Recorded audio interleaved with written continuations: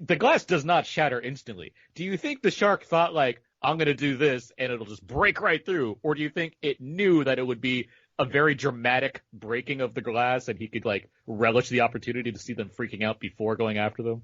Well, the way I see it is, sometimes in like basketball when someone shoots it and they just know it's going in, and then they just kind of do the walk away and celebrate it. Like the shark threw it, did its walk away, knew what was going to happen, and just waited. I think it knew. It's like, I got these people. That's the way I see it, at least. So we know that the sharks have been watching the crew through the various portholes and windows. We know that they've had access to the crew's files to work out who has the highest credentials and who they should take out of the film first. Aaron, this is all previous episodes. They took out Jim because he's got the most qualifications. They had ample opportunities to take out Susan or Carter at numerous points, but they took out Jim because he's the most qualified person here, which they know through reading the files. It's the only explanation that makes sense. So presumably they could have found some kind of specs for Aquatica and worked out the thickness of the glass, and then worked out the required velocity to propel Jim and his gurney at to smash it. So I think that shark had a very good idea and had worked out all of the physics and all of the mathematics and all of the calculations required to break this. So it knew exactly what it was doing. It pitched it and it broke entirely as planned. That all tracks to me. Yeah. There's no other way it can be read. So this scene though has actually been like really big for me. So in 2017, I started doing this weird data, and people started like enjoying it. It started getting pretty big. And one of my first big ones was all about his travels, and I tracked every place where he went.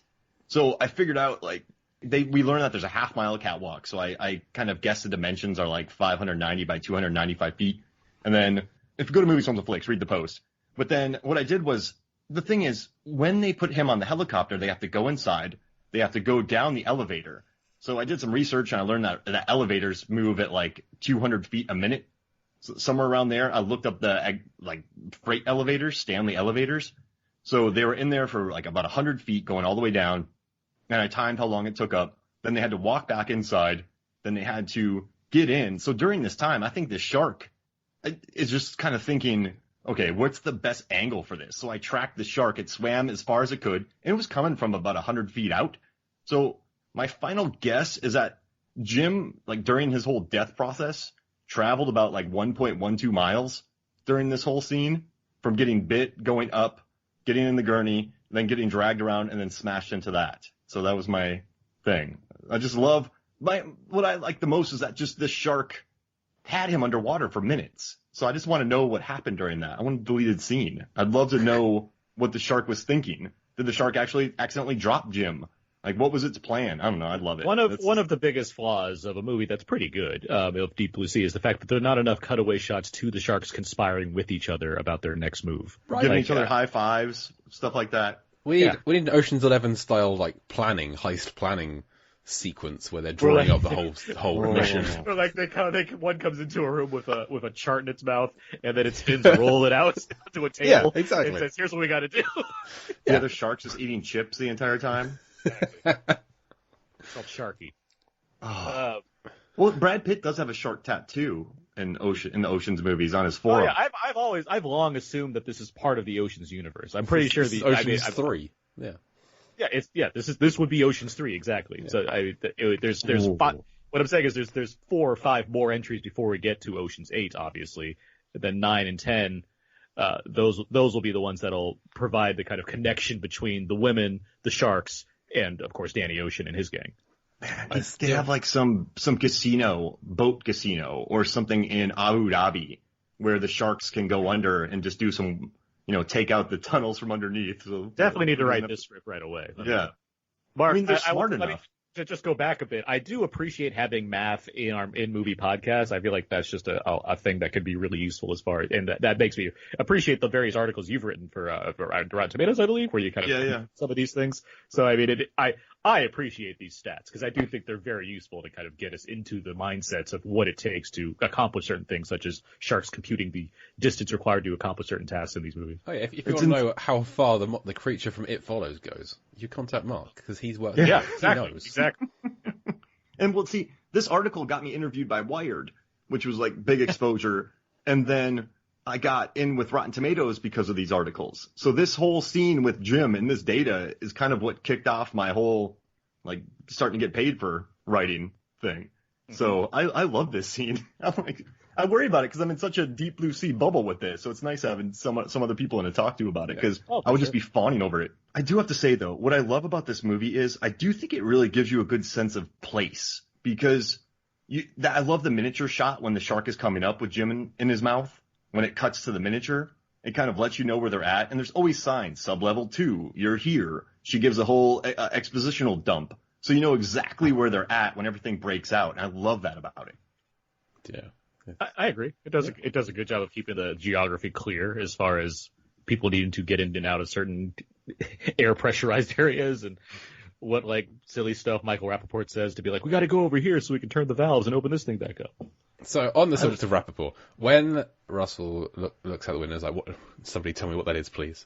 The reaction of everyone, I love it, because you've got Janice and Susan and Carter all kind of look up and go, huh, what is that? And Carter does a recreation of Munch's Scream painting, with his mouth just as agape as it can possibly get.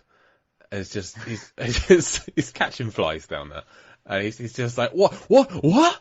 Is the expression on Scoggins' face that I love. And then later, when they're trying to get out of the door, you get another great Scoggins, like Michael Rappaport's crying face, it seems. This chapter is the many faces of Scoggins, I think. And I love it.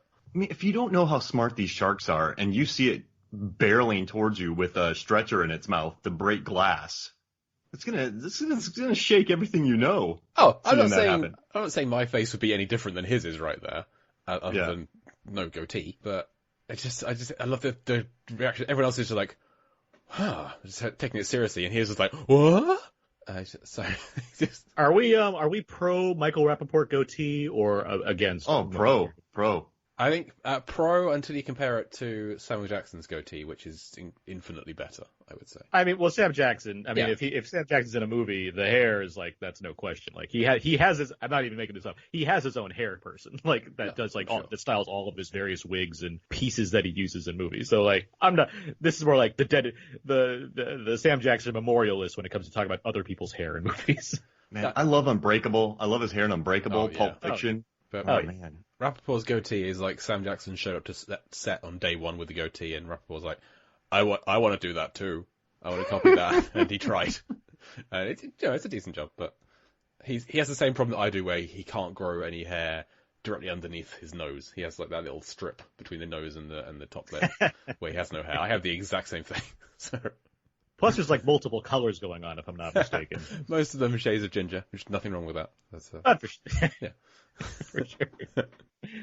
You know what I do love about this scene too is the commentary when Sam Jackson was talking, and he hides his bitterness really well, because during the shooting of this, I mean, this is a huge water gag, so the thing would sink so that the water come in, but he said that they didn't strap anything to the ground or bolt anything to the ground for the first few takes. So they were just getting whacked by everything, and it was a learning process for them, just getting hit by everything to learn how to hold stuff down. And I don't know, I thought that was like a really nice way of Samuel Jackson talking crap about the production, but it's kind of neat that they actually destroyed this thing. It's a really cool setup. I mean, this is a pretty cool rig here in Mexico. And they had to do it multiple times, apparently. Yeah. Yeah. His reaction early on when the sharks first bringing this thing, he goes, tell me what that is, which is a really good Please. He's being polite. I mean, it's a great question. Yeah, he's new there. This could be a regular occurrence. This could be like, there could always be some weird little blob in the distance. It's the daily shark threat. Yeah. The sharks deliver food through the bottom to them. It's the 4 p.m. shark gurney. Everyone hold on. So in this Oceans movie, would the sharks be dressed up in really cool outfits? Or would they just be sharks? I mean, a little bit of column A, a little bit of column B, I think. I mean, we're watching it right now. More the tacticians, the ones that are kind of like doing the dirty work, like they don't need suits because they got to keep, they're going to be getting them all dirty. But like, if you have Shark Clooney in the foreground, like doing something, he's probably fine just, chilling in a nice outfit and just making sure everything's going down the right way. Yeah, the Scott Kahns of the world, of the shark world, they don't dress up nicely. They're just exactly wearing slacks. Yeah.